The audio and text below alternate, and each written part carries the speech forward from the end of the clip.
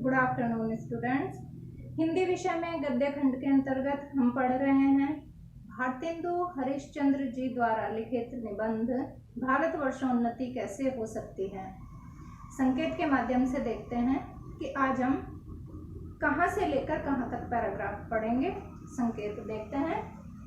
पहले भी जब, यहाँ से लेकर और कोप ही कहना चाहिए।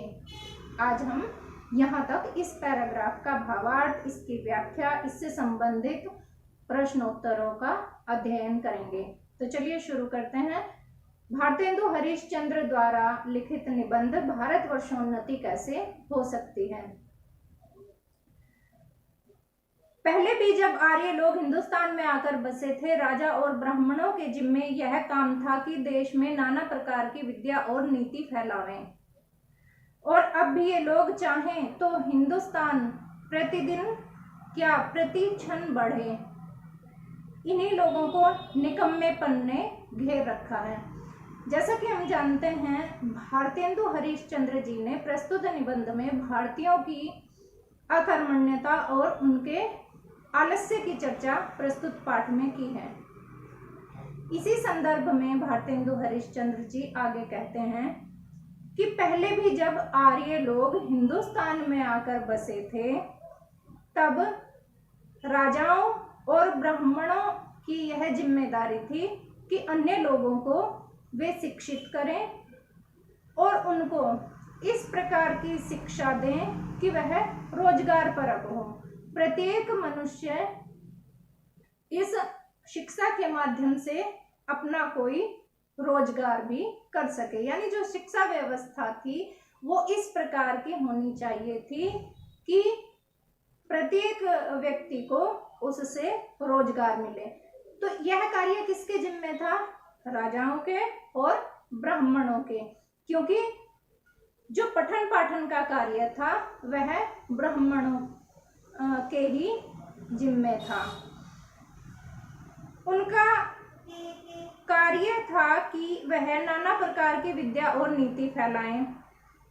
ये जो विभिन्न प्रकार की विद्याएं हैं, इसी के अंतर्गत सारी चीजें आ जाती हैं कि हम ऐसी विद्या प्राप्त करें कि जो विभिन्न क्षेत्रों में रोजगार परक हो।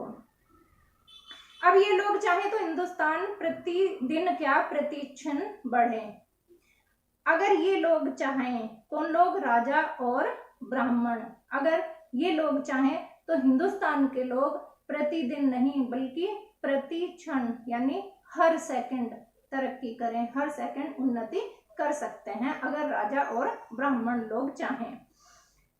पर इन्हीं लोगों को निकम्मेपन ने घेर रखा है। भारतेंदु हरिश्चंद्र कहते हैं कि समस्या यह है कि इन्हीं लोगों को निकम्मेपन ने घेर रखा है, यानी यही लोग कोई कार्य नहीं करना चाहते हैं। इन्हीं को आलस्य ने घेर रखा है, इन्हीं को निकम्मेपन ने घेर रखा है। निकम्मापन यानी काम ना करने की प्रवृत्ति। हम नहीं समझते कि इनको लाज भी क्यों नहीं आती कि उस समय में जबकि इनके पुरुषों के पास कोई भी सामान नहीं था, तब उन लोगों ने जंगल में पत्ते और मिट्टी की कुटिया में बैठ करके बांस की नालियों से जो तारागृह आदि वेद करके उनकी गति लिखी थी, वह ऐसी ठीक है कि 16 लाख रुपए की लागत की विलायत में जो दूरबीन बनी है, उनसे उन ग्रहों को भेद करने में भी वही गति ठीक आती है। और आज इस काल में हम लोगों को अंग्रेजी विद्या के और जनता की उन्नति से लाखों रुपये की हजारों यंत्र तैयार हैं, तब हम लोग निरी चुंगी की कतवार फेंकने की गाड़ी बन रहे हैं। यह समय ऐसा है कि उन्नति की मानो घुड़दौड़ हो रही है। अमेरिकन, अंग्रेजी, फ्रांसीस आदि, तुर्की, ताजी सब सरपट दौड़े चले जाते हैं। सबके जी में यही है कि पाला हम ही पहले छू लें। उस समय हिंदू काठियावाड़ी खड़े खड़े टाप से मिट्टी खोदते हैं। इनको औरों की तो जाने दीजिए, जापानी टट्टुओं को हाफते हुए देखकर भी इनको शर्म नहीं आती। यह समय ऐसा है जो पीछे रह जाएगा, फिर कोटि उपाय भी करे तो आगे नहीं बढ़ सकेगा। इस लूट में, इस बरसात में भी जिसके सिर पर कमबख्ती का छाता और आंखों में मूर्खता की पट्टी बंधी रहे, उन पर ईश्वर का कोप ही कहना चाहिए। भारतेंदु हरिश्चंद्र जी आगे कहते हैं कि हम नहीं समझते कि इनको लाज भी क्यों नहीं आती। भारतीयों की ओर संकेत करते हुए भारतेंदु हरिश्चंद्र कहते हैं कि मुझे तो यह भी नहीं समझ में आता कि इनको लाज क्यों नहीं आती, इनको शर्म क्यों नहीं आती। उस समय में जबकि इनके पुरुषों के पास कोई भी सामान नहीं था। भारतेंदु हरिश्चंद्र इससे कुछ पूर्व में चलते हैं, जब हमारे पूर्वजों ने, जबकि उनके पास कोई भी संसाधन नहीं था, तब उन्होंने ऐसे ऐसे आविष्कार किए। संसाधन न होने के बाद भी उन लोगों ने विभिन्न क्षेत्रों में आविष्कार किए, और हमारे पास तो संसाधन भी हैं, तब भी हमको आलस्य ने घेर रखा है और हम कुछ करना ही नहीं चाहते। तो उन्होंने इसी संदर्भ में एक उदाहरण दिया है कि प्राचीन काल में जंगल में पत्ते और मिट्टी की कुटिया में बैठ करके, प्राचीन काल में जब प्राचीन ऋषि मुनि जंगल में जा करके पत्ते और मिट्टी से बनी हुई कुटिया में रहते थे, उनके पास कोई भी संसाधन नहीं थे, कोई सामान नहीं था। तब उन्होंने बांस की नालियों से जो तारागृह बनाया, जिस तारागृह का यानी नक्षत्र विज्ञान की जो खोज की वह आज, और उसकी जो गति लिखी, ठीक वैसी ही आज जो विदेशी हैं उन्होंने जो दूरबीन का निर्माण किया उसकी लागत 16 लाख रुपए है, और हमारे प्राचीन ऋषि मुनियों ने बिना किसी संसाधन के जो नक्षत्र विज्ञान की खोज की, दोनों समान कार्य कर रही हैं। यानी 16 लाख रुपए की लागत लगाकर जो विलायतियों ने, जो विदेशियों ने जो दूरबीन तैयार की है, वह हमारे प्राचीन ऋषि मुनि पूर्व में ही तैयार कर चुके थे बिना किसी संसाधन के। आगे उन्होंने लिखा है कि हम लोगों को अंग्रेजी विद्या और जनता की उन्नति से लाखों पुस्तकें और हजारों यंत्र तैयार हैं। प्राचीन ऋषि मुनियों ने हजारों पुस्तकें लिखी और जो है लाखों ऐसे यंत्र तैयार किए जो आज भी विद्यमान हैं।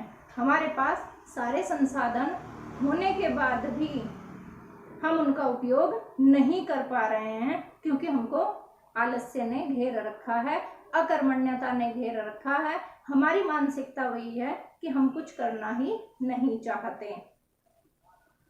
भारतेंदु हरिश्चंद्र जी आगे लिखते हैं कि हम लोग निरी चुंगी की कतवार फेंकने की गाड़ी बन रहे हैं। ये जो पंक्ति है ये सूक्ति के संदर्भ में भी आपसे परीक्षा में पूछी जाती है कि हम लोग निरी चुंगी की कतवार फेंकने की गाड़ी बन रहे हैं। निरी चुंगी की कतवार फेंकने की गाड़ी का अर्थ यहाँ पर जो नगर निगम की कूड़ा ढोने वाली गाड़ी आती है उससे है। यानी हम लोग केवल कूड़ा ढोने वाली गाड़ी के समान हैं। यह एक समय ऐसा है, उन्नति की मानो घुड़दौड़ हो रही है। ये जो समय इस समय चल रहा है उसमें उन्नति की मानो घुड़दौड़ हो रही है, और उसमें सभी देश के घोड़े, जो घोड़े हैं उनको, मनुष्य जो है उनको घोड़ों की उपमा दी गई है। तो जो उन्नति की घुड़दौड़ हो रही है यानी आगे बढ़ने की जो होड़ है उसमें सारे देश शामिल है। अमेरिकन, अंग्रेज, फ्रांसीस आदि, तुर्की, ताजी सब सरपट दौड़े चले जा रहे हैं। जो उन्नति की घुड़दौड़ है उसमें हम लोग सब सरपट दौड़े चले जा रहे हैं, और सब लोग चाहते हैं कि हम ही आगे निकल जाएं। सबके जी में यही है कि पाला हम ही पहले छू लें। पाला यानी जो बाउंड्री लाइन होती है, घुड़दौड़ हो रही है और सबको लगता है कि हम ही सबसे पहले पाला छू लें, यानी सबसे पहले विजयी हम हो जाएं। उस समय हिंदू काठियावाड़ी खाली खड़े खड़े टाप से मिट्टी खोदते हैं। जब उन्नति की घुड़दौड़ हो रही है तो हिंदुस्तानी जो काठियावाड़ी घोड़े हैं, यानी जो काठ के घोड़े, हिंदुस्तानियों को काठ के घोड़े की संज्ञा दी गई है। भारतेंदु हरिश्चंद्र कहते हैं कि जब सारे देश आगे आगे दौड़ने में लगे पड़े हैं तब हिंदुस्तानी लोग यानी हम लोग काठ के घोड़े के समान यानी लकड़ी के घोड़े के समान एक ही स्थान पर खड़े खड़े टाप से मिट्टी खोदते नजर आ रहे हैं। यानी हम लोगों की स्थिति ऐसी है कि हम उस दौड़ में भी शामिल नहीं हो सकते। इनको औरों को जाने दीजिए, औरों की तो बात ही छोड़ दीजिए। जापानी टट्टुओं को हांफते हुए दौड़ते देख करके भी लाज नहीं आती।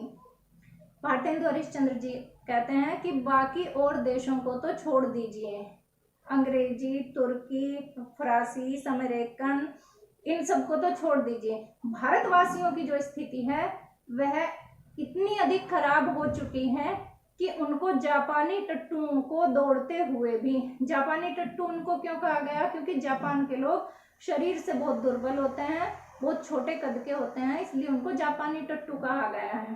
तो उनको देख करके भी भारतवासियों को लज्जा नहीं आती है। यह समय ऐसा है कि जो पीछे रह जाएगा फिर कोटि उपाय किए भी तो आगे नहीं बढ़ सकेगा। यह जो समय है यह ऐसा है कि इस समय भी अगर हम तरक्की नहीं कर पाए, अगर इस समय भी हम जागरूक नहीं हुए, हमने आलस्य को नहीं त्यागा, तो फिर हम चाहे करोड़ों उपाय कर लें, हम आगे नहीं बढ़ सकते। इस लूट में, इस बरसात में भी जिनके सिर पर कमबख्ती का छाता और आंखों में मूर्खता की पट्टी बंधी रहे, उन पर ईश्वर का कोप ही कहना चाहिए। इस समय में भी जब मानो बारिश हो रही है और हमने कमबख्ती का छाता लगा रखा है और आंखों में मूर्खता की पट्टी हम बांधे हुए हैं, हमने आंखों में मूर्खता की पट्टी बांध रखी है, हम कुछ ज्ञान ही नहीं लेना चाहते, हम कुछ जानना ही नहीं चाहते और हमने अपने सिर पर मानो कमबख्ती का छाता लगा रखा है, हम कुछ करना ही नहीं चाहते, हम जानबूझकर अज्ञानता में छिपे हुए हैं। तो इसको क्या कहना चाहिए? ईश्वर का कोप ही कहना चाहिए। तो फिर कोई भी कुछ नहीं कर सकता है। फिर तो हमको ये समझना चाहिए कि हम ईश्वर के कोप के, ईश्वर के क्रोध के भागीदार बन रहे हैं। संबंधित प्रश्नों के उत्तर देख लेते हैं। प्रश्न नंबर 1, गद्यांश के पाठ और लेखक का नाम लिखिए। गद्यांश के पाठ का नाम और लेखक का नाम लिखना है। तो पाठ का नाम भारतवर्षोन्नति कैसे हो सकती है और लेखक का नाम भारतेंदु हरिश्चंद्र। रेखांकित अंश की व्याख्या कीजिए। रेखांकित जो अंश है वो आपको पीडीएफ के माध्यम से बता दिया जाएगा। बीच में बताया भी है आपको, हम लोग निरी चुंगी के कतवार फेंकने की गाड़ी बन रहे हैं। इस अंश को आप रेखांकित कर लेंगे, संदर्भ सहित इसकी व्याख्या भी लिखेंगे। अगर सूक्ति पूछी जाती है तो आप सूक्ति लिखेंगे, उसमें भी आपको संदर्भ लिखना है। प्रश्न नंबर 3, लेखक को भारतीयों की किस बात पर आश्चर्य है? जो आपको पैराग्राफ पढ़ाया गया है, जो आपको व्याख्या बताई गई है, उनमें से आप प्रयास कीजिएगा संबंधित प्रश्नों के उत्तर लिखने का। तो आप लिखेंगे लेखक को भारतीयों की किस बात पर आश्चर्य है। ये हमने अभी पढ़ा है, किस बात पर लेखक को आश्चर्य है। भारतीयों द्वारा बनाए गए प्राचीन सिद्धांतों में आज भी कोई परिवर्तन क्यों नहीं आया है। प्रश्न 5, प्राचीन काल में भारतीयों ने साधनहीनता की स्थिति में भी किसकी खोज कर ली थी। ये जो संबंधित 5 प्रश्न हैं, इनके उत्तरों को अभी हमने व्याख्या के अंतर्गत पढ़ा है। आप बड़े आसान तरीके से इन प्रश्नों के उत्तर लिख सकते हैं, इसलिए संबंधित पैराग्राफ की व्याख्या और प्रश्नों के उत्तर आप अपनी पुस्तिका में लिखेंगे। आगे का चैप्टर हम कल पढ़ेंगे। धन्यवाद।